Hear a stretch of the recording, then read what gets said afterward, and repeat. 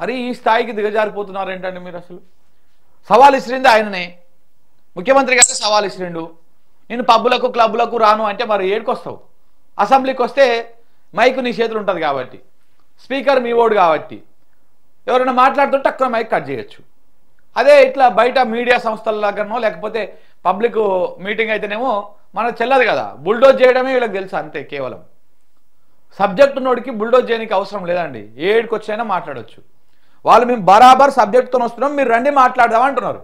సంబంధించిన వాస్తవాలను చర్చించుకుందాం. ప్రధాన ప్రతిపక్ష నాయకుడుగా వారిని ఏ తారీఖు వారు వస్తారో, ఏ తారీఖు వారు చర్చిస్తారో ఒక లేఖ రాయమని స్పీకర్ గారికి తక్షణమే ప్రభుత్వం స్పందించి శాసనసభ సమావేశాలను ఏర్పాటు చేసుకుందామని నేను వారికి సూచన చేయడం జరిగింది. సవాల్ విసరలే. ఏమంటున్నాడు? నేను సవాల్ ఇసరలేదు, సూచన చేయడం జరిగింది అంటున్నాడు. ఆ సవాల్ ఇసిరిండో లేదా కూడా నేను చూపిస్తా ఇప్పుడే. ఈ పక్కనే ఉంటుంది సవాల్ ఇసిరిండా లేదా అనేది. చూడండి ఒకసారి. ఇగో ఇప్పుడు అన్నది సవాల్ విసురుతున్నా అన్నవా, సూచన చేస్తున్నా అన్నవా రేవంత్ రెడ్డి గారు? సవాల్ విసురుతున్నా అని అన్నారు కదా మీరైతే, సూచన చేస్తున్నా అని మాత్రం అయితే అనలే కదా. ఎందుకంటే ఇట్లా అబద్ధాలు మాట్లాడుతురా, గజని అయిపోయిరా, గుర్తుంటలేదా ఆరంకితం ఏం మాట్లాడింది, ఇప్పుడు ఏం మాట్లాడుతున్నావు అనేది? ఏమన్నా ప్రాబ్లం ఉందా చూపించుకోండి పోనీ, లేకపోతే ప్రాబ్లం ఉంటే. ముఖ్యమంత్రి గారికి ఇట్లాంటి గుర్తుండనటువంటి సమస్య ఉంటే అది రాష్ట్రానికి ప్రమాదం. అది మీ గుప్పిట్లో రాష్ట్రం ఉన్నది. దయచేసి మీరు దీన్ని కొంత సీరియస్గా ఆలోచించాలి. నాకెందుకు గుర్తుండలేదు, వారం క్రితం మాట్లాడింది, ఏదో ప్రాబ్లం ఉన్నట్టు ఒకసారి చెక్ చేయించుకుందామని మీరు చెక్ చేయించుకోండి, డాక్టర్ని పిలిపించుకొని చెక్ చేయించుకోండి. లేకపోతే మీరు కావాలని అబద్ధం ఆడుతారో చెప్పండి మరి పోనీ. లేకపోతే ఇట్లాంటి అనుమానాలే వస్తాయి తెలంగాణ సమాజానికి. మీరు సవాల్ విసురుతున్నానేమో మన అన్నారు 4 వారం రోజుల క్రితమే. మీ ఖర్గే, కేసీ వేణుగోపాల్, కాంగ్రెస్ వాళ్ళు అందరూ వచ్చినప్పుడు ఆ ఎల్బీ స్టేడియంలో పెట్టిన మీటింగ్లా మళ్ళీ ఇప్పుడేమో నేను సవాల్ విసరలేదు, సూచన చేసిన అంటున్నారు. చూడండి ఇంకేమున్నదో. ఇంకా అది ఢిల్లీలో ఉండే మోడీ అయినా సరే, గల్లీలో ఉండే కేజీ అయినా సరే చర్చ పెడతాం. పార్లమెంటులోనా, అసెంబ్లీలోనా రైతు రాజ్యం ఎవరు తెచ్చిండ్రు, రైతుల కండగా నిలబడ్డది ఎవరు తెలుసుకుందాం. రాండి చర్చలకు. కేసీఆర్ వస్తాడు, కేటీఆర్ వస్తాడు, కిషన్ రెడ్డి వస్తాడు, నరేంద్ర మోడీ వస్తాడు, కాంగ్రెస్ పార్టీ కార్యకర్తలను తీసుకొని వస్తానని పూర్తిగా సవాలు విసురుతున్న మిత్రులారా. ప్రతిపక్ష నాయకుడుగా సరే మీరు ఇప్పుడు ఏమన్నారు? కాంగ్రెస్ కార్యకర్తలను తీసుకొని నేను వస్తా, ఏడబెడతారో చర్చ పెడదాం రండి. మీ మాటలోనే అబద్ధాలు ఉన్నాయి. చూడండి ఒక్కసారి, జనాలను మభ్యపెట్టడం ఉన్నది. అసెంబ్లీకి వస్తారో పార్లమెంట్కి వస్తారో అనే మాట మాట్లాడారు మీరు అందులో. కానీ కార్యకర్తలు నీ ఎమ్మటి రారు. అసెంబ్లీకి కానీ పార్లమెంట్కి కానీ గేట్ కా నుంచి అవతలకు నూకేస్తారు. ఏ కార్యకర్తను లోపలికి తీసుకురానియరు. తీసుకొచ్చినా కానీ అసెంబ్లీ లోపల కూర్చోనియరు. అంటే మీ ఇంటెన్షన్ ఏంది? కార్యకర్తలను పట్టుకొని నేను ఏడికైనా వస్తా అని చెప్పినావు నువ్వు. ఇప్పుడేమో అసెంబ్లీకే రావాలి. ఇంకా అందులో కూడా ఏమంటాడు? అసెంబ్లీ వ్యవహారంలో కూడా ఇగో ఇక్కడ చూడండి. వారిని ఏ తారీఖు వారు వస్తారో, ఏ తారీఖు వారు చర్చిస్తారో ఒక లేఖ రాయమని స్పీకర్ గారికి తక్షణమే ప్రభుత్వం స్పందించి. ఇప్పుడు ప్రతిపక్షం లేఖ రాసిన తర్వాత మరి మీరేం చేస్తారు సార్? ప్రతిపక్షం లేఖ రాయాలి, అసెంబ్లీ ఎప్పుడు పెట్టాలనేది. మరి ప్రతిసారి అసెంబ్లీ సెషన్లు పెడుతురు కదా, బడ్జెట్ సమావేశాలు, శీతాకాల సమావేశాలు, రకరకాల సమావేశాలు, మొన్న కొన్ని బిల్లులు ఆమోదించుకోవడం కోసం ప్రత్యేక సమావేశాలు, ఇట్లాంటివి పెట్టిరు కదా. అవన్నీ ప్రతిపక్షం లేఖ రాస్తే పెట్టిర్రా? అవన్నీ ప్రతిపక్షం చెప్తే పెట్టిర్రా మీరు? మీ బాధ్యత. ప్రతిపక్షం ఇట్లా ఇబ్బంది పెడుతుంది, బయట ఏడబడతాడు మాట్లాడుతున్నారు, లేనిపోయిన ఆరోపణలు చేస్తున్నారు. ఏమున్నా ఆన్ రికార్డు ఉండాలి, ఏమున్నా లెక్క ప్రకారం అధికారికంగా సభలో మాట్లాడాలి. మేము సమావేశం పెడుతున్నాం, దమ్ముంచి వచ్చి అసెంబ్లీలో మాట్లాడండి అని మీరు కదా చెప్పాలి. అసెంబ్లీ సమావేశం పెట్టమని వాళ్ళు అడుగుతున్నారు కూడా. లేఖ రాసేది ఇంకా లేఖ తోక ఈక దేనికి రాయాలి లేఖలు? మీరు పెట్టండి. మీరు పెట్టాక రాకపోతే జనమే వాళ్ళని నిందిస్తారు, జనమే వాళ్ళని ప్రశ్నిస్తారు. గవర్నమెంట్ అంతా బాజాబ్తా అసెంబ్లీ పెడతా ఉంటే మీరు పోయి మాట్లాడకుండా బయట మీ చిల్లర రాజకీయాలేదని చెప్పేసి ప్రతిపక్షాలని ప్రజలే అడుగుతాయి కదా. మీరు ఆ పని చేయకుండా మీరు లేఖ రాయండి, మేము పెడతాం. ఎందుకంటే మీరు చెప్పింది వాళ్ళు ఎట్లాగా పట్టించుకోరు కాబట్టి, వాళ్ళు లేఖ రాయరు కాబట్టి నువ్వు ఏంటంటే వాళ్ళు చేయలేని పనిని నువ్వు ఆరోపిస్తావు. ఒకవేళ వాళ్ళ నువ్వు చేసినటువంటి దాన్ని వాళ్ళు స్వీకరిస్తే దాని నుంచి మళ్ళీ ఇంకొక డైవర్ట్ చేస్తావు. చాలా తెలివి ఉంది సార్ మీకు, తప్పించుకునే తెలివి ఇదంతా. ఈ తెలివి చాలా రోజులు పనికిరాదు రాజకీయాలలో, కొంతవరకే పనికొస్తుంది. అసెంబ్లీ పెట్టండి అని చెప్పేసి కేసీఆర్ లేఖ రాయాలంట. కేసీఆర్ లేఖ రాసేదానికి, కేసీఆర్ లేఖ రాస్తే అసెంబ్లీ నడిపేదనుకుంటే ఇక మీరు అవసరం లేదు, మీ ప్రభుత్వం అవసరం లేదు, కేసీఆర్ నడిపిస్తాడు దాన్ని. అప్పుడు ఇప్పుడే మంచిగా మాట్లాడతారు, ఇప్పుడే ఇట్లా మాట్లాడతారు. ఇంకా ఇప్పుడు ఎక్కడికైనా వస్తా, ఎక్కడికైనా ఎక్కడికొద్దు స్వామి, ఫామ్ హౌస్ కు నేనే మా మతలో బృందాన్ని పంపిస్తా, ఏం ప్రాబ్లం లేదు. తారీఖు చెప్పు, మొత్తం ఈ సెటప్ అంతా తీసుకొని వస్తారు మా వాళ్ళు. ఎర్రవల్లి ఫామ్ హౌస్ లోనే చర్చ పెడతాము. చంద్రశేఖరరావు గారి ఆరోగ్యం అంత గొప్పగా లేదు, రావడానికి ప్రయాణం చేయడానికి ఏమైనా ఆరోగ్యం సహకరించకపోతే మీరు కుర్చీ వేసుకొని అక్కడ కుర్చీలో కూర్చోండి చంద్రశేఖరరావు గారు. చూడండి ఆయన ఆరోగ్యం మీద ఎంత ఎటకారపు మాటలు. ఎవరికైనా ఏజ్ మీద పడ్డాక కొంత ఆరోగ్యం సహకరించదు. మేబీ ఆయన సీజన్ మారినప్పుడు కొంత ఇబ్బంది కావచ్చు, ఆయన చెకప్లు చేయించుకున్నాడు. ఆయన వయసు మీద పడ్డది, 70 నుంచి 80 సంవత్సరాల వయసు ఉంటుంది ఆయనకి. వయసు మీద పడ్డది కాబట్టి ఆరోగ్యం సహకరించదు ఎవరికి కూడా. అయినా ఆయన మాట్లాడుతూ ఉన్నాడు. మన యశోద హాస్పిటల్లో మనం చూడలే, అందరేమో అన్ని ఛానళ్ళు ఏం రాసినాయి, కేసీఆర్కు చాలా సీరియస్గా ఉంది, కేసీఆర్ మాట్లాడలేకపోతున్నాడు, మొత్తం బెడ్ మీదే ఉన్నాడు, ఇట్లా ఉన్నాడు అని చెప్పేసి కొన్ని ఛానళ్ళు రాసినాయి. చాలామంది నమ్మిరు కూడా అది నిజమే అని చెప్పేసి. నేను కూడా క్రాస్ చెక్ చేసిన ఏమైంది నిజంగా ఎట్లా ఉన్నది అని చెప్పేసి. ఆ రోజు మధ్యాహ్నానికే ఒక వీడియో బయటకు వచ్చింది. ఏమని ఈ ముఖ్య నాయకులు అందరిని కూర్చోబెట్టి ఆయన మంచిగా బాజాబ్తా కాలు మీద కాలేసుకొని మాట్లాడుతూ ఉన్నాడు అందరితోటి. ఏం మాట్లాడిండు? రైతులకు యూరియా అందుతున్నదా, రైతు భరోసా అందరికి వచ్చిందా, ఏ రకంగా ఉన్నారు, ఆయనకి ఎందుకు మరి అంత ధ్యాస? ఊరికి ఆరోగ్యం బాగున్నప్పుడు సైలెంట్గా ఇంట్లో వండుకోవచ్చు కదా, ఎందుకు రైతుల గురించి అడగాలి, దేనికి ప్రాజెక్టుల గురించి అడగాలి, దేనికి ఇందులో ఎంత వరద వస్తుంది, అక్కడ ఎంత వరద వస్తుంది, పరిస్థితి ఏంటి, రాష్ట్ర రైతాంగం గురించి వాళ్ళ బాగోగుల గురించి ఎందుకు అడగాలి, వాటి గురించి ఎందుకు వ్యూహరచనలు చేయాలి, ఎందుకు కొట్లాడాలి? ఒడగొట్టారు కదా ప్రజలు, ఆయనని ఒడగొట్టి కూర్చోబెట్టారు కదా ఇంట్లో, అధికారం నుంచి దూరం చేశారు కదా, మరి ఎందుకు ప్రజల కోసం ఆయన కొట్లాడాలి? సో కాబట్టి మీరు అలాంటి వ్యక్తిని పట్టుకొని మీరు ఎంత ఎగతాలు చూడండి. ఆరోగ్యము బాగలేకపోతే మేము వీడికి వస్తాము. ఆరోగ్యం ఎవరికి బాగుండదు ఒక సమయం వచ్చినాక, ఒక ఏజ్ వచ్చిన తర్వాత. మీరు కూడా ఇవాళ సరే ఎగిరెగిరి దుంకుతుండొచ్చు, కొంత 10 ఏళ్ళు పోయినాక ఇట్లా ఇంతే దూకుడుగా ఉంటారా? ఉండరు కదా. సో కాబట్టి వ్యక్తిగత కారణాలు, వ్యక్తిగత వ్యవహారాల విషయంలో మీరు డైరెక్ట్గా తలదూర్చకపోయినా ఇండైరెక్ట్గా తలదూరుస్తూ ఉంటారు. మరి మీరు గతంలో ప్రతిపక్షంలో ఉన్నప్పుడైతే రోజు ఇదే పని చేసేటోళ్ళు. కేసీఆర్ తాగుతాడని, లేకపోతే ఇది చేస్తాడని, అది చేస్తాడని ఎన్ని చిల్లర మాటలు మాట్లాడేది. ముఖ్యమంత్రి అయినాక కూడా మీరు అదే తారీఖు మాట్లాడుతూ ఉన్నారు. ఇంకా ముఖ్యమంత్రిని అయినా నేను రాజకీయ పరిణతి కావాలి నాకు అన్నటువంటి ఆలోచన మీకు ఉన్నట్టుగా కనపడతలేదు. ఇక అయిపోయింది, ఇప్పుడు సవాల్ ఇసిరిండు, ఇక అసెంబ్లీ అయిపోయింది, ప్రెస్ క్లబ్ అయిపోయింది, అంతా అయిపోయింది, ఎర్రవెల్లి ఫామ్ హౌస్కి వస్తా అని చెప్తున్నాడు. ఇది మంగళవారం ముచ్చట్లేక లేదు, ఇది మంగళవారం ముచ్చట్లేక లేదు. రేవంత్ రెడ్డి గారు ఆడ రాక మధ్యలో దరువు, మింగలేక మంగళవారం అని అంటారు చూసినావా, ఇట్లాంటి ముచ్చట్లేవు. మరి లేకపోతే ఏంది? అసెంబ్లీ పెట్టు, మీరే పెట్టండి అసెంబ్లీ. కేసీఆర్ ఫామ్ హౌస్కి వస్తా, మీ ఆరోగ్యం బాగలేకపోతే ఆన్నే అసెంబ్లీ ఏర్పాటు చేస్తా, పోండి. ఒకవేళ పుసుకున్న వాళ్ళు బీఆర్ఎస్ వాళ్ళు రండి ఫామ్ హౌస్కి అని అనుకో, మళ్ళీ వెంటనే మాట మారుస్తారు. మీరు బాజాబ్తా రాసి పెట్టుకోండి, రండి ఫామ్ హౌస్కి అని చెప్పేసి అన్నారు అనుకో, వెంటనే ఒక్కటే క్షణంలో మాట మార్చేస్తారు రేవంత్ రెడ్డి. దాంట్లో కూడా ఏం అనుమానం లేదు.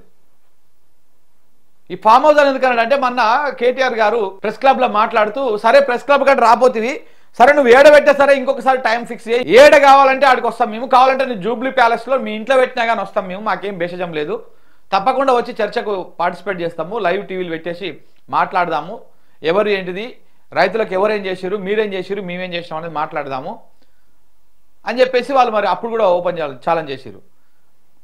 మరి అంత దూరం ఫామ్ హౌస్ దాకా పోవడం ఎందుకు? ఎర్రవెల్లి అంటే మళ్ళీ ఈ నుంచి 50 కిలోమీటర్లు. ఊకే మీ ఇంటికాడ అయితే మీడియా ఛానల్ కూడా అన్ని చుట్టుపక్కలనే ఉంటాయి, మొత్తం TV9, NTV, పెద్ద పెద్ద ఛానళ్ళు ఇట్లాంటివన్నీ ఆ చుట్టుపక్కల ప్రాంతాలనే ఉంటాయి. 10 నిమిషాల్లో వచ్చేస్తారు అందరూ. మరి ఊకే బెస్ట్ అది ప్యాలెస్లో పెట్టండి. ప్యాలెస్ కూడా పెద్దగానే ఉంది కదా, 2000 మంది పడతంత పెద్దగా ఉంది కదా. మీ మంత్రులని మొత్తం మీ మంత్రుల బ్యాచ్ని అలా దాంట్లో ఒక ముఖ్య నాయకులు 4-5 గంతే. ఈ 4-5 మీరు కలిసి కూర్చొని డిబేట్ పెట్టండి, చర్చ పెట్టండి, అప్పుడు వాస్తవాలు తెలుస్తాయి. ఇంకా ఫామ్ హౌస్ దాంట్లో మళ్ళీ ఎక్కిరించుడు మొత్తం మాక్ అసెంబ్లీ అని తెలంగాణ కోదండరామ్ గారు నిర్వహించేవారు. శ్రీనివాస్ రెడ్డి గారు కూడా అప్పుడు అందులో ప్రశ్నలు అడిగి వాళ్ళందరినీ మాక్ అసెంబ్లీ నిర్వహిస్తాం. చూడ్రి శిల్క పలుకులు ఒకరొకరు నవ్వులు. ఈయన press academy chairman Srinivas Reddy గారు, ఆయన కూడా అడుగుతారంట, మరి ఆయనకి రాజకీయాలతో సంబంధం లేదు, ఆయన అడుగుతారని చెప్పేసి ఆయన అంటున్నారు. కోదండ రామరెడ్డి ఈ బ్యాచ్ అంతా ముంగల కూర్చొని నవ్వుతున్నారు ఒకరొకరు. ఆయన జోకులు వేస్తా ఇగో ఎమ్మెల్సీ అద్దంకి దయాకరు ఆయన నవ్వుతూనే ఉన్నాడు. విజయశాంతి మాత్రం నవ్వుతలేడు. ఎందుకు నవ్వుతలేదు అంటే ఇవన్నీ పిచ్చి పిచ్చి మాటలు, ఇవన్నీ ముంగల పోయేవి కావు, రేవంత్ రెడ్డి మాట్లాడేదంతా అంత పిలిబిత్తిరేషాలు లెక్క ఉన్నాయి అని చెప్పేసి ఆమె పెద్ద పట్టించుకుంటలేదు. చూడ్రి, కనీసం ఎక్స్ప్రెషన్ కూడా లేదు. అన్ని వివరాలు చర్చించుకున్నాం. కాదు కూడదు అని ఒకవేళ అంటే చంద్రశేఖరరావు గారు పిలిస్తే నేను కూడా వస్తాను. నాకేం బేసిజాలు లేవు. నాకంటే సీనియర్ ఆయన పబ్లిక్ లైఫ్ లో ప్రజా జీవితంలో అనుభవంలో చంద్రశేఖరరావు గారు. వారి ఆరోగ్యం సహకరిస్తలేదు, లేదు ముఖ్యమంత్రి గారు కూడా రావాల్సిందే. చర్చలు ముఖ్యమంత్రి లేకపోతే సమర్థవంతమైన అర్థవంతమైన చర్చలు జరగవు. ముఖ్యమంత్రి కూడా చర్చలు పాల్గొనాలి అని చంద్రశేఖరరావు గారు కోరుకుంటే ఎర్రవల్లి ఫామ్ హౌస్ లో జరగబోయే ప్రజాప్రతినిధుల సమావేశానికి నేను కూడా వస్తాను. తారీఖు నిర్ణయించండి. పప్పులు అంటేనే మాకు కొంచెం ఇబ్బంది. క్లబ్బులు పబ్బులు అంటే ఇబ్బంది, కానీ బైక్లు వేసుకొని పోవడం మాత్రం మంచి అలవాటు ఉంది మనకు. సరే, అది పక్కన పెడదాం. అయిపోయిందా దమ్ముగా చర్చ అనేది? ఇక లేదుగా. ఇక అప్పుడు సవాల్ ఇచ్చిండు, ఆ సవాల్ని వీళ్ళు స్వీకరించారు. వీళ్ళు పోయిర్రు, రాలేదు. వీళ్ళు రాకపోయేసరికి మధ్యలో కాంగ్రెస్ బ్యాచ్ దాన్ని ఎగేసే ప్రయత్నం చేసి అది వర్కౌట్ కాలేదు, ట్రిపుల్ ఆఫ్ అయిపోయింది. దాని తర్వాత ఇక ఇప్పుడు ముఖ్యమంత్రి గారు రంగంలో దిగి నేను ఫామ్ హౌస్కి వస్తాను, మీరు పెట్టండి, మీరు డేట్ ఫిక్స్ చేయండి అని. పుసుకున్న వాళ్ళు డేట్ ఫిక్స్ చేసిరని అనుకో, మీ కర్మగాలు ఫిక్స్ చేసిరని అనుకో, ఇంకొక సొల్లు ముచ్చట చెప్తారు పోరీళ్ళు. దీంట్లో మాత్రం ఎలాంటి డౌట్ లేదు. సరే, మేము డేట్ ఫిక్స్ చేస్తున్నాం, రండి మీరు, ఇంకో పలానా డేట్ పలానా రోజు అని చెప్పేసి మేము డేట్ ఫిక్స్ చేస్తున్నాం, రండి, లేకపోతే అసెంబ్లీనే పెట్టండి అని చెప్పేసి వాళ్ళు అన్నారు అనుకో. ఆ అసెంబ్లీ పెట్టరు, వీడికి ఓరు. అసెంబ్లీ పెట్టినా కానీ ఇక ఆడ మైకులు కట్ చేయడానికి స్పీకర్ గారు రెడీగా కూర్చుంటారు. హరీష్ రావు మాట్లాడుతున్నా టక్కున మైక్ కట్ అవుతుంది, కేటీఆర్ మాట్లాడుతూ టక్కున కట్ అవుతుంది. అసలు జగదీష్ రెడ్డి మాట్లాడినారు, ఎందుకంటే ఆయన సుకుమారంగా శుతిమెత్తగా సురుకులు ఏడంగా పెట్టాలి, నొవ్వకుండా అందరికీ పెడతా ఉంటాడు గట్టిగా. సో కాబట్టి జగదీష్ రెడ్డి లేవంగానే ఏదో ఒక అవతలకెళ్ళి మన కోమటిరెడ్డి వెంకటరెడ్డో లేకపోతే రాజగోపాల్ రెడ్డో లేచి ఏవో మాటలు మాట్లాడతారు, ఎందుకంటే ఈయనకు ఆయనకు పడదు కాబట్టి. మాట్లాడంగానే ఈయన ఏదో గట్టిగా మాట్లాడతాడు, మొత్తానికి ఆ సెషన్ వరకు ఆయనని బయట పెట్టే ప్రయత్నాలు చేస్తారు. పోయినసారి గదే కదా జరిగింది, సెషన్ వరకు ఆయన బయట ఉండాల్సి వచ్చింది కదా. సో కాబట్టి దీంతో ఏమైంది, ఇట్లా అసెంబ్లీలో అయితేనేమో కంట్రోల్, సభ మొత్తం మన కంట్రోల్లో ఉంటుంది. మనం మాట్లాడింది మాత్రం మాట్లాడడం మాట్లాడచ్చు, ప్రతిపక్షాలు మాట్లాడుతుంటే మైక్ కట్ చేయొచ్చు. అదే బయట అనుకో, మన భాగవతం మొత్తం బయట పడిపోతుంది. మనం మాట్లాడే అబద్ధాలు ఇవన్నీ కూడా తెలంగాణ సమాజం చూస్తుంది. దాంతో ఏమవుతుంది, మొత్తం ఇజ్జత్ పోతుంది. ఇక ఏమంటారు, కూలి పెట్టి తన్నించుకున్నట్టు అవుతుంది కథ. సో కాబట్టి మళ్ళీ ఇంకొక బొంకుడు మాటల లెక్క తయారైంది. అయితే ప్రజలారా, మీరు చూసేటువంటి వాళ్ళు రేవంత్ రెడ్డికి ఈ చర్చని రైతును రాజును చేయడం కానీ లేకపోతే సంక్షేమ కార్యక్రమాల మీద చర్చ పెట్టేటువంటి దమ్ముందా లేదా? మీరు ఎస్ఆర్ నో పెట్టండి, మీరు కామెంట్ పెట్టండి, మీ కామెంట్ కూడా నేను తీసుకుంటా తప్పకుండా. ఈ చర్చ పెట్టేటువంటి దమ్ము ఉన్నదా లేదా?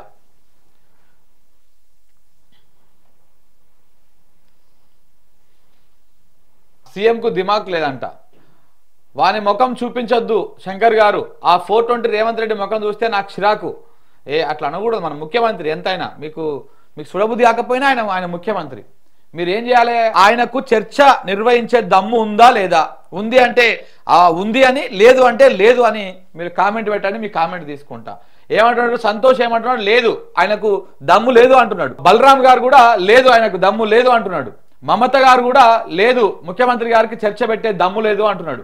శివ పెండెం శివరాజు కూడా చర్చ పెట్టే దమ్ము లేదు కాంగ్రెస్ పార్టీకి అని చెప్తా ఉన్నాడు. సాయి దినేష్ కూడా అంట సెన్స్ లేదన్నా, వాడు ఒక పనికి మాలిన సీఎం, ఓటుకు నోటు దొంగ అని చెప్పేసి జర బూతులు మాట్లాడుకుంటారు మిత్రమా దయచేసి. మనం ఎందుకంటే పబ్లిక్ లో మీ వాయిస్ పోతా ఉంటుంది కాబట్టి సద్విమర్శ చేయండి. మనం బూతులు మాట్లాడితేనే చెప్పినట్టు కాదు, ఉందా లేదా చెప్పండి అంతే. నిన్న రేవంత్ రెడ్డి గారు నో డిస్కషన్ అంటే కదా, నో దమ్ముందా అంటే లేదు అంటున్నారు. చర్చ పెట్టే దమ్ముందా అంటే లేదంటున్నారు. సాయి దినేష్ కూడా లేదు, అంత సినిమా లేదు, పనికి మాలిన సీఎం అని చెప్తా ఉన్నాడు. వెంకటేష్ చంద్ర లేదన్న చర్చ పెట్టే దమ్ము లేదు అంటున్నాడు. సరిత రెడ్డి లేదు, చర్చ పెట్టే దమ్ము లేదంటున్నాడు. కృష్ణ గారు, గొల్ల కృష్ణ గారు నో అని చెప్తా ఉన్నారు. అలాగే వాయిస్ ఆఫ్ తెలంగాణ, మన ఫ్యాన్ అయిన వాయిస్ ఆఫ్ తెలంగాణ ఈ కామెంట్ పెట్టాయన చాలా చాలా వ్యాలిడ్ పాయింట్స్ పంపిస్తూ ఉంటాడు కామెంట్లో. 100% నిన్న రేవంత్ రెడ్డి చేసిన సవాల్ని కేటీఆర్ స్వీకరించాలి. పాలు ఏమిటో నీళ్ళు ఏమిటో తేలుతుంది. 100% నేను కూడా అదే చెప్తున్నా. పాలు ఏమిటో నీళ్ళు ఏమిటో తేలుతుంది. ఇది స్వీకరించి అయితే అసెంబ్లీకి రాయమని ఒక లేఖ రాయండి. సరే, మీది ఏమి మీకు అయినటువంటి ఇబ్బంది ఏం లేదు, ఎట్లాగో వాళ్ళు మళ్ళా దాన్ని ఏదో సినిమా చేస్తారు. లేకపోతే ఫామ్ హౌస్ కన్నా రామని చెప్పండి. ఏదో ఒకటి ఇది ఒక్కదాన్ని స్వీకరించండి, వీళ్ళ భాగవతం మొత్తం బయట పడిపోతుంది అని చెప్పేసి ప్రజలు కూడా చెప్తా ఉన్నారు. చర్చ నిర్వహించే దమ్ముందంటే కృష్ణమూర్తి గారు అని చెప్తా ఉన్నారు. ఇక రాజు, నట్టూరి రాజు రండ సీఎం అంటున్నాడు. దయచేసి మిత్రమా ఇట్లా బూతులు వద్దు, మన దాంట్లో మంచిగా మాట్లాడుకుందాం. కృష్ణారెడ్డి గారు కూడా మా పాలమూరులో ఇజ్జత్ తీస్తున్నాడు అన్న అంటున్నాడు కృష్ణారెడ్డి గారు. 100% ఇది మాత్రం నిజం. పాలమూరుకు మంచి అవకాశం వచ్చింది, ఒక ముఖ్యమంత్రి ఏలేటువంటి అవకాశం. ఆ పాలమూరును కూడా ఎండబెడతా ఉన్నాడు, పాలమూరు ఇజ్జత్ కూడా తీస్తా ఉన్నాడు, దాంట్లో ఏమీ డౌట్ లేదు. రామకిషోర్ గారు కూడా లేదు అన్న, చర్చ పెట్టే దమ్ము లేదు అంటున్నాడు. సో అంత సీన్ లేదని చెప్పేసి అమర్నాథ్ గారు కూడా చెప్తా ఉన్నారు. అనుదీప్ కూడా నో అని చెప్తా ఉన్నాడు. సో సాగర్ గందికోట కూడా లేదు అన్న అని చెప్తా ఉన్నాడు. నారాయణ నాయక్ 420 గాడి సీఎం రేవంత్ అన్న అని చెప్పేసి చెప్తా ఉన్నాడు. నో, అంత సీన్ లేదని చెప్పేసి కుమార్ చెప్తా ఉన్నాడు. మహేష్ నో అంటా ఉన్నాడు. ఇక హర్షిని కూడా నో అని చెప్తా ఉన్నది.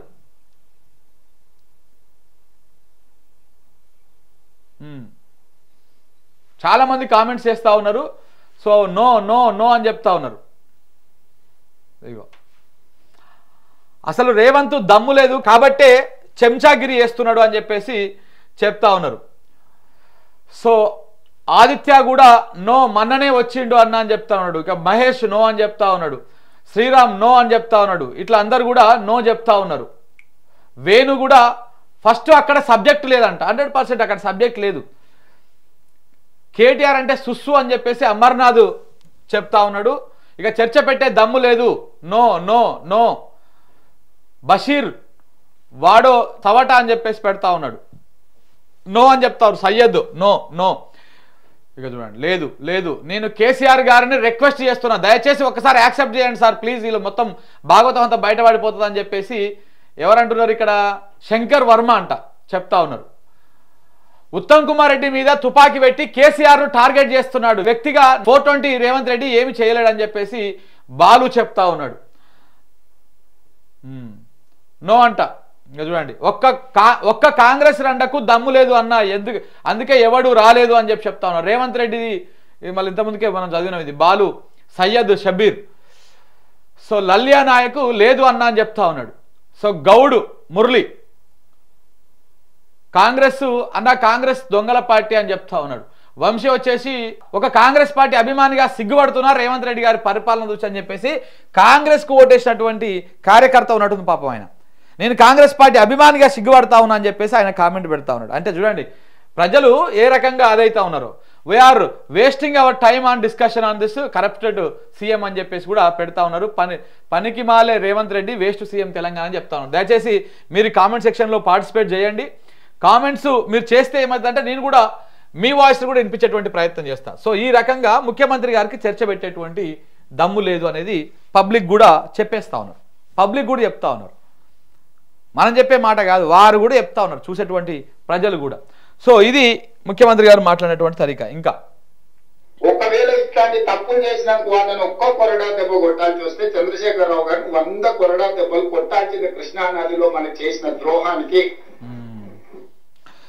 ఏమంటున్నాడు? కేసీఆర్ గారు చేసిన ద్రోహానికంట కేసీఆర్ గారిని 100 కొరడా దెబ్బలు కొట్టాలంట ముఖ్యమంత్రి గారు. రేవంత్ రెడ్డి గారు చెప్తా ఉన్నారు. సరే కొడదాం, ఆయన తప్పు చేస్తే ఆయన కొరడా దెబ్బలు కొడదాం, అది చేద్దాం. మరి మీరు అధికారంలోకి వచ్చినాక వెంటనే కృష్ణానది మీద ఉన్నటువంటి ప్రాజెక్టులు అన్నీ కేఆర్ఎంబీకి అప్పచెప్పారు. మీకు ఎన్ని కొరడా దెబ్బలు కొట్టాలి సార్? కేసీఆర్ 299 టీఎంసీలకే ఒప్పుకున్నాడు అని చెప్పేసి మీరు ఒక అబద్ధాన్ని ప్రచారం చేస్తూ ఉన్నారు. వాస్తవానికి అది తాత్కాలిక షేరింగ్, తాత్కాలిక ఒప్పందాలు. ఏ సంవత్సరానికి ఆ సంవత్సరం జరిగేటువంటి తాత్కాలికమైనటువంటి నీటి వాటాల పంపిణీ ప్రతి సంవత్సరం చేసుకోవాల్సిందే. అది ఇంకా పూర్తి స్థాయిలో నీటి వాటాల విభజన జరగనప్పుడు, ఆ కేటాయింపులు జరగనప్పుడు తాత్కాలికంగా ఈ సంవత్సరానికి ఎంతనో అంత ప్రాజెక్టుల వారిగానో పరివాహక ప్రాంతం వారిగానో ఆ పంపకాలు చేస్తారు. సో ఆ రకంగా అది జరిగింది, అది సుప్రీంకోర్టులో జరిగింది. కేంద్ర ప్రభుత్వం మోసం చేసింది, జలశక్తి మోసం చేసింది, మనకు ట్రిబ్యునల్ వేస్తా అన్నారు, మన వాటా మనకు పంపుతా అన్నారు, పంచకుండా రకరకాల ఇబ్బందులు పెట్టారు. అందుకే ఏ సంవత్సరానికి ఆ సంవత్సరం తాత్కాలికమైనటువంటి కేటాయింపులు చేసుకున్నారు. మరి మీరు వచ్చి 2 ఏళ్ళు అవుతుంది కదా, మీరు శాశ్వత కేటాయింపులు చేయొచ్చు కదా, పోయి మోడీ దగ్గర కూర్చోవచ్చు కదా, జలశక్తి మంత్రి దగ్గర పోయి కూర్చోవచ్చు కదా. ఎందుకు కూర్చుంటలేరు, దేనికి కూర్చుంటలేరు? కేసీఆర్ చేస్తే 100 కొరడా దెబ్బలు కొట్టాలంటే మరి మీకు 1000 కొరడా దెబ్బలు కొట్టాలి. కేసీఆర్ చేసిందే తప్పు అయితే మీరు చేసింది పరమ తప్పు, చెత్త తప్పు, ఇంకా తప్పులకే తప్పు మీరు చేసేది. ప్రాజెక్టులో మొత్తానికే కృష్ణానది మీద ఉన్నటువంటి అన్ని ప్రాజెక్టులను తీసుకుపోయి కేఆర్ఎంబీకి అప్పచెప్పారు కదా. ఇప్పటికీ నాగార్జునసాగర్ డ్యామ్ మన పరిధిలో లేదు కదా, ఏపీ తన స్వాధీనంలోకి తీసుకున్నది కదా. మరి దాన్ని మీరు ఎందుకు ఇంకా తిరిగి తీసుకోలేకపోయారు? తెలంగాణ ప్రభుత్వం ఇక్కడ ఉన్నన్ని రోజులు వాళ్ళు కనీసం డ్యామ్ మీదకి రావడానికి కూడా భయపడేటువంటి ఏపీ పోలీసులు మీరు అధికారంలోకి రాగానే ఎట్లా తీసుకున్నారు? చంద్రబాబు నాయుడు అక్కడ ముఖ్యమంత్రి కాగానే మొత్తం ఏ రకంగా టేక్ ఓవర్ చేసిరు? అసలు శ్రీశైలం నిండదు, పోతిరెడ్డిపాడుకు మొత్తం వాటర్ పోతూ ఉంటాయి. అసలు ఏందో మీ ఇంటెన్షన్ ఏందో, మీరు మాట్లాడే తరిక ఏందో ఎవరికి అర్థం కాని పరిస్థితి. ఇక ఇప్పుడు ఇక్కడ ఏమంటున్నాడు, కొరడా దెబ్బలు కొట్టాలంటున్నాడు. కొట్టాలి, ఎవరు తప్పు చేస్తే వాళ్ళకి కొరడా దెబ్బలు కొట్టాలి. కేసీఆర్ చేసే తప్పులకు 100 కొరడా దెబ్బలు అయితే మీరు చేసిన తప్పులకు 1000 కొరడా దెబ్బలు కొట్టాలి ఈ సంవత్సరం 2 సంవత్సరాల కాలంలోనే. ఎవరు పెరిగిన నేపథ్యం వాళ్ళని అట్లా మాట్లాడిస్తుంటే నేను అది కూడా కాదన్నాను. నేను ఊర్లో వ్యవసాయ కుటుంబంలో పెరిగి పొద్దున్నే అన్నం తిని బయలుదేరే అలవాటు. ఈ రోజు కూడా పొద్దుగాల 8కి బయలుదేరిన అన్నం తిని బయలుదేరుతాను, మళ్ళీ రాత్రి ఇంటికి వచ్చే వరకు. ఇక నువ్వు ఎట పెరిగినావో దాని గురించి మాట్లాడుకుంటే మళ్ళీ అది ఇంకా వేరే తిరిగి అవుతుంది కథ, కానీ వద్దులే. తల తోక లేకుండా మాట్లాడితే తోక కత్తిరించే తెలుసు. ఒకవేళ నీకు గెలవకపోతే మీ నాయన అడుగు, ఏం చేస్తే ఏమైందో మీ నాయన ఇప్పుడు ఏడు ఉన్నాడు. నాకు చికాకు కలిగిస్తే మళ్ళీ అది బాగుండదు. నేను చదవడం మొదలు పెడితే మళ్ళీ అది మర్చిపోడు ఉండదు. బూతులు వస్తాయి, నువ్వు చదవడం మొదలు పెడితే బూతులు వస్తాయి. బూతులకు మించి ఇంకేమొస్తాయి రేవంత్ రెడ్డి గారు? మీరు చదవడం మొదలు పెడితే మీకు బూతులు, తిట్లు, శాపనార్థాలు, అడదిడ్డంగా అర్థం పర్థం లేకుండా మాట్లాడు తప్ప ఏమొస్తుంది? ఒక సబ్జెక్టు మీద అనర్గళంగా ఒక అర్ధగంట సేపు చర్చ పెట్టగలుగుతావా, మాట్లాడగలుగుతావా? మాట్లాడినా కానీ మీకేం కావాలో ఆ పాయింట్లు తీసుకొని 100 మంది మీకు సమకూర్చినటువంటి డాటాను తీసుకొని మాట్లాడతారు. తెలంగాణలో ఒక సాధారణ రైతు అడిగేటువంటి ప్రశ్నకు సమాధానం చెప్పలేనటువంటి ముఖ్యమంత్రి గారు మన ముఖ్యమంత్రి గారు. సాధారణ రైతు, పెద్ద జర్నలిస్టులో పెద్ద రాజకీయ నాయకులు అవసరం లేదు. ఒక సాధారణ రైతు అడిగినటువంటి ప్రశ్నకు సమాధానం చెప్పలేనటువంటి ముఖ్యమంత్రి మన ముఖ్యమంత్రి. ఏం ప్రశ్న అడుగుతారు వాళ్ళు? సార్ కేసీఆర్ ఉన్నప్పుడు ఎన్నడూ కూడా ఈ టెక్నికల్ పంచాయతీలు లేకపోతే మీకు బ్యాంకుల ఇది ప్రాబ్లం ఉంది అది ప్రాబ్లం ఉందని రాలేదు. ఎప్పుడైనా సరే రైతు బంధు పడుతుంది అని ఒకరోజు అనౌన్స్ చేసినాక వారం రోజులల్లా అందరికీ రైతు బంధు పడేది, టింగ్ టింగ్ అని చెప్పేసి అందరికీ పడేది. మరి మీరేమో మూడు సార్లు రైతు భరోసా వేస్తే, రైతు బంధు వేస్తే 3 సార్లు ఎందుకు రాలేదంటే టెక్నికల్ ప్రాబ్లం అని చెప్పారు. దాని తర్వాత మళ్ళీ ఈసారికి మాత్రం టెక్నికల్ ప్రాబ్లం లేకుండా పడ్డది, అదేంది అని చెప్పేసి అడిగితే దానికి సమాధానం లేదు ఈ ప్రభుత్వం దగ్గర. రుణమాఫీ చేస్తే పక్కనోడికి అవుతుంది, నాకు కాదు. పక్కనోడికి ఎంత అప్పు ఉందో నాకు అంతే అప్పు ఉంది. పక్కనోడికి రేషన్ కార్డు ఉంది, నాకు రేషన్ కార్డు ఉంది. పక్కనోడికి ఎంత భూమి ఉందో నాకు అంతే భూమి ఉంది. పక్కనోడి ఆర్థిక పరిస్థితి ఎంతనో నాది అంతే ఆర్థిక పరిస్థితి. అయినా వాడికి రుణమాఫీ ఎట్ట అయింది, నాకెందుకు రుణమాఫీ కాలేదు అని అడిగితే మన ముఖ్యమంత్రి గారి దగ్గర సమాధానం లేదు. ఎందుకంటే మీది దొంగ ప్రభుత్వం కాబట్టి, ఎందుకంటే మీది రైతులను మోసం చేసిన ప్రభుత్వం కాబట్టి. ఇక దానికోసానికి ఇవన్నీ ప్రశ్నలు అడిగితే నాకు చికాకు తెప్పియద్దు, నాకు కోపం వస్తుంది, నాకు ఇది వస్తుంది, నాకు అది వస్తుంది.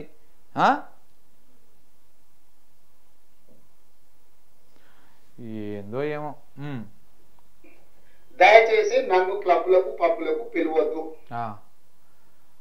క్లబ్లకు ఏమవుతుంది కానీ పబ్బులకు పోండి, మీకు ఏమైనా అలవాటు ఉంటే.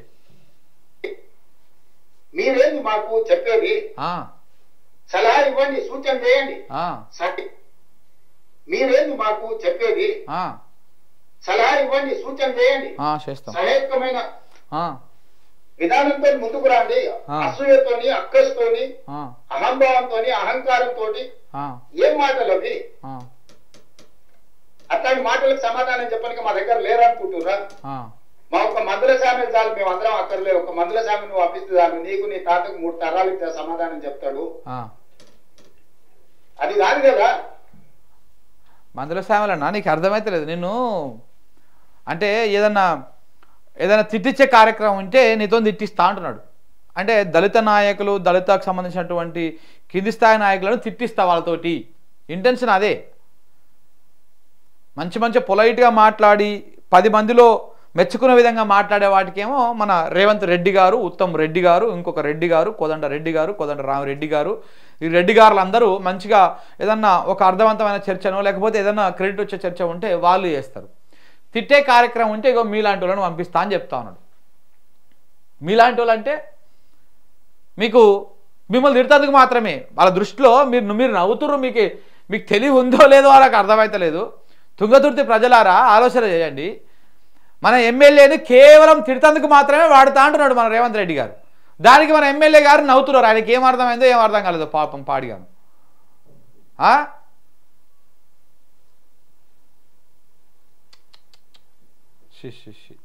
ఇంకెప్పుడొస్తో తెలివి మీకు. ఆ నవ్వన చూడరా ఎట్లా ఉన్నది మళ్ళా. మీరు అంత అద్భుతాలు చేస్తే ఈ రకంగానే ఉంటుంది. ఇదేంటిది కూడా ప్రెస్ క్లబ్ లో టీడీపీ నేత రేవంత్ రెడ్డి మాట్లాడుతున్నారు. ప్రస్తుతం లైవ్ చూద్దాం. ముందుకు నడిపించే ప్రయత్నం చేశారు. హైదరాబాద్ సోమాజిగూడలో జరుగుతున్న మీట్ ది ప్రెస్ లో కాంగ్రెస్ వర్కింగ్ ప్రెసిడెంట్ రేవంత్ రెడ్డి మాట్లాడుతున్నారు. లైవ్ లో చూద్దాం.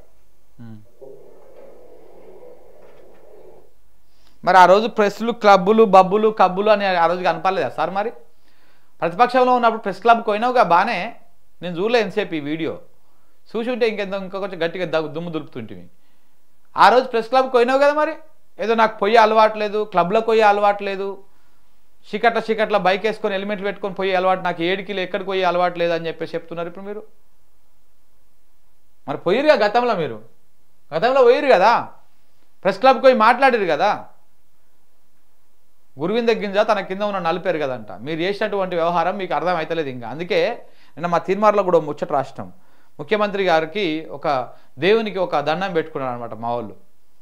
జర ఆరోగ్యం బాగాలేనట్టుంది, మతిమార్పు అనేటితోటి వచ్చినట్టుంది, దేవుడా జర దయచేసి చూడు, మా ముఖ్యమంత్రి నిమ్మలంగా ఉండాలి, రాష్ట్రం నిమ్మలంగా ఉండాలని చెప్పేసి మేము కొలిచినాం.